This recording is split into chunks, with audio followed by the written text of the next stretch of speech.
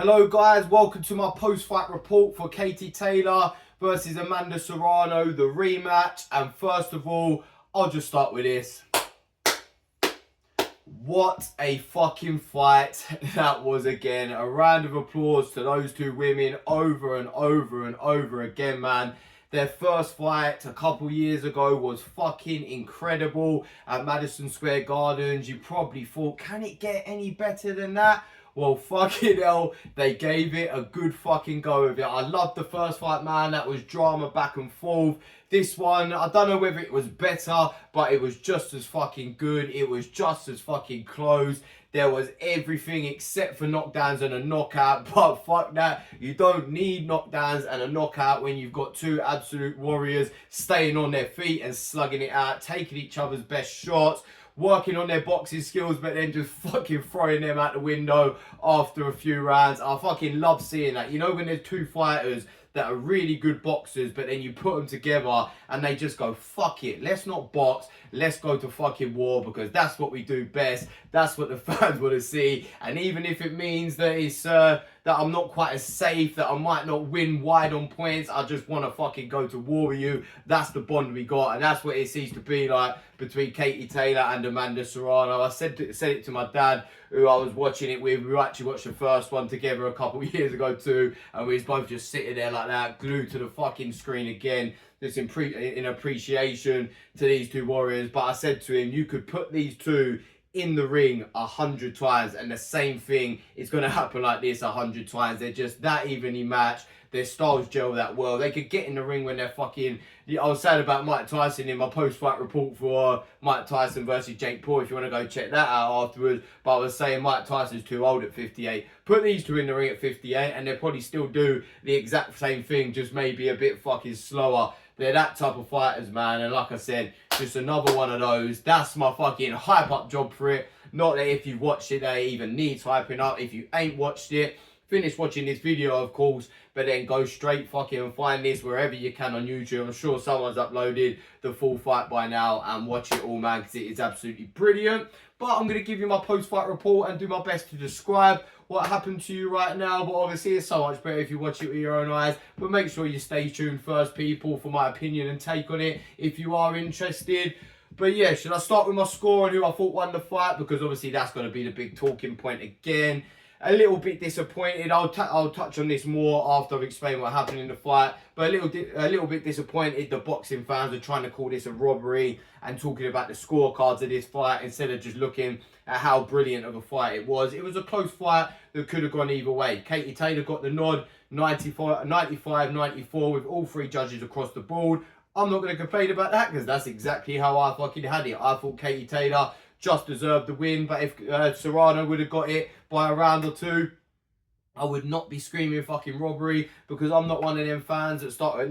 I'm not a big fan... No, I'm a massive fan of both of these, sorry. I'm not a bigger fan of one or the other of these two anyway, but some people are obviously Amanda Serrano fans or Katie Taylor haters for whatever reason. She seems to have a lot of haters nowadays. I don't see how you can hate on a fighter who is as likeable as her outside the ring and a warrior inside the ring. But you know what fucking boxing fans are like, man. But yeah, anyway, you've got either Katie Taylor haters or Amanda Serrano fans crying and whinging saying it was a robbery when it wasn't. It was a close fight that could have gone either way.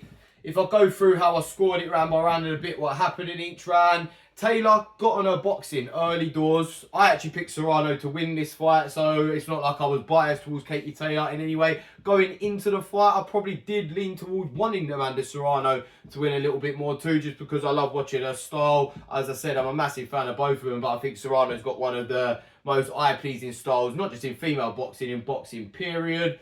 But I said in the prediction video for this that Katie Taylor had to, if she wanted to win this fight, I thought she can't go to war again and win a fight against Serrano. She proved me wrong. But I said what I thought she'd have to do to win is be on her bike all night, box and move. She did try that in the first couple rounds. I gave Serrano the first, but Taylor was boxing. I just think Serrano picked her shots a little bit more, but Taylor was boxing and doing the right thing. Then Taylor gave the second, got on her bike, boxed really well there. You know, when she throws like 3-4 shots, steps off, that's Katie Taylor at her best. But then what Katie Taylor always seems to do, no matter who she's in there with, and no matter what's going on, as soon as it gets a bit heated, she starts getting a little bit tired, and it's a bit weird because she didn't do this in the amateurs. She was a really slick in and out boxer in the amateurs, but since going pro, she's just turned into an absolute fucking warrior, and she can't help herself, and she did it again here.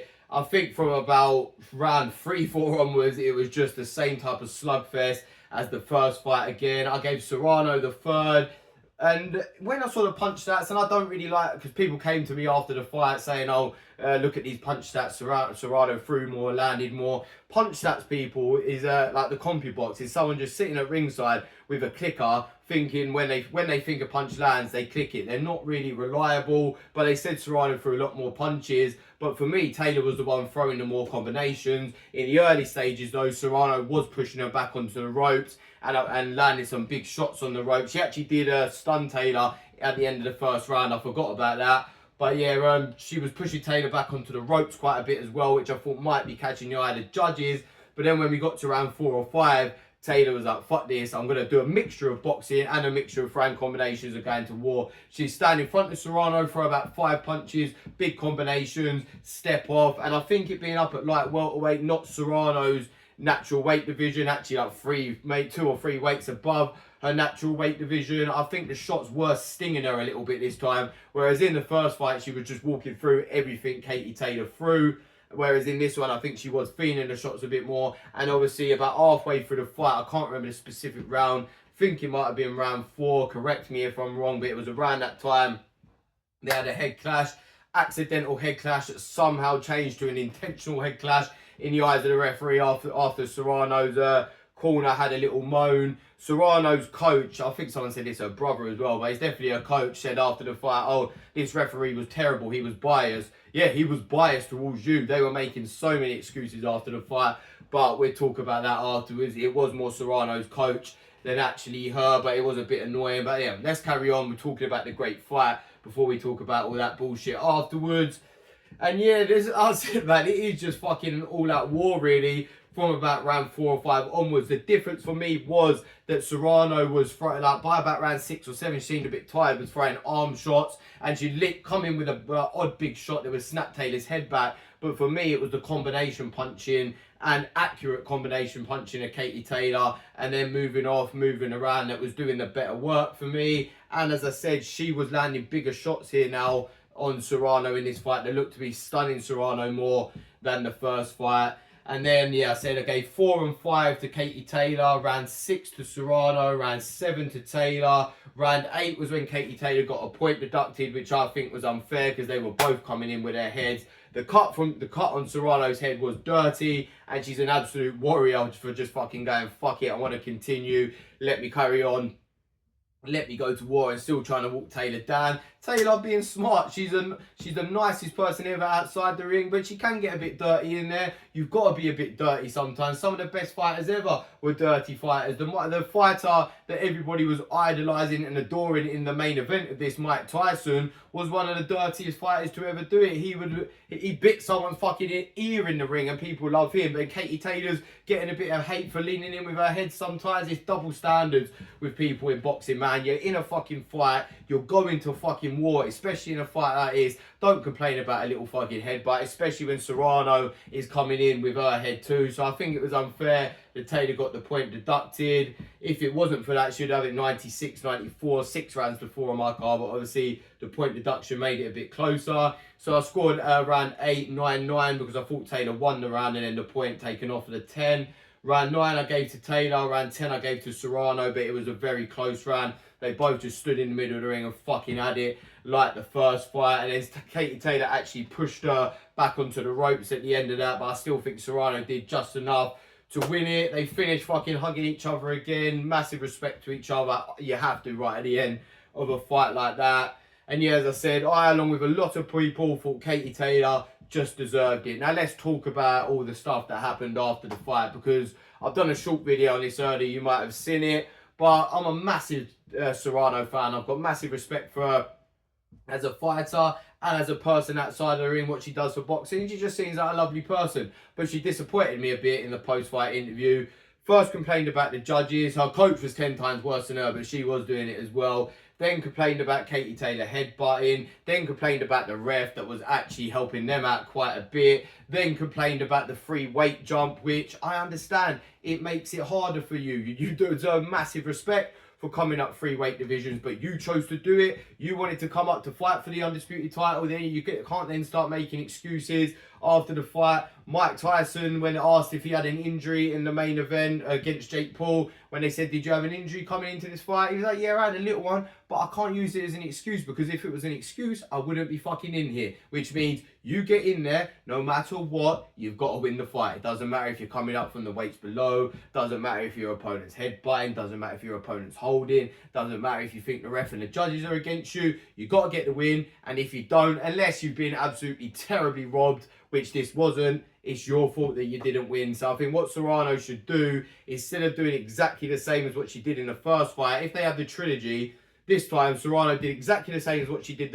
in the first fight, didn't make any changes, and then complained afterwards that it was Taylor's fault for headbutting. If you knew Taylor was going to come in headbutting, get on your bike, move around, don't let it happen. Katie Taylor made changes in this fight which helped her have more success. She reverted back to type a little bit, but she didn't do exactly the same as the first fight, and that's why she won this fight in a lot of people's eyes. Serrano just did the same thing and whinged again, and that's what I mean.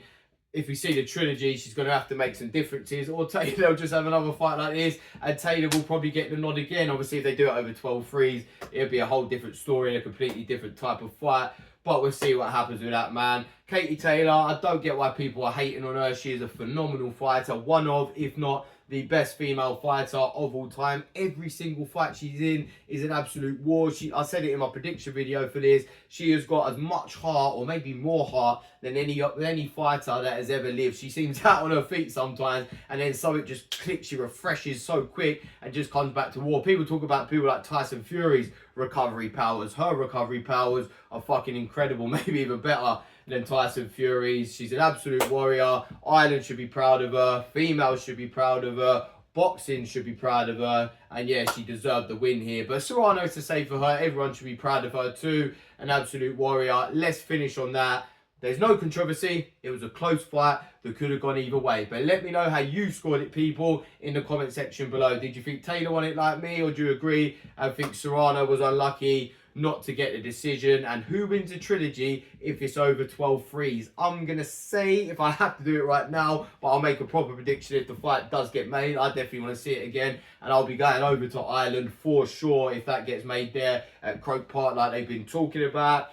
If I had a gun to my head right now, 12 threes, I think Taylor, the 2 minutes really suits her. I think the slower pace would suit Serrano a bit. So I'd probably go with Amanda Serrano over 12 threes. But who knows? Katie Taylor proves people wrong and shocks people all the time. When you think she's finished, when you think she's done, she just comes back even better. And that is testament to her being a truly great fighter. Thank you for watching, people. And if you like my videos, please like and subscribe.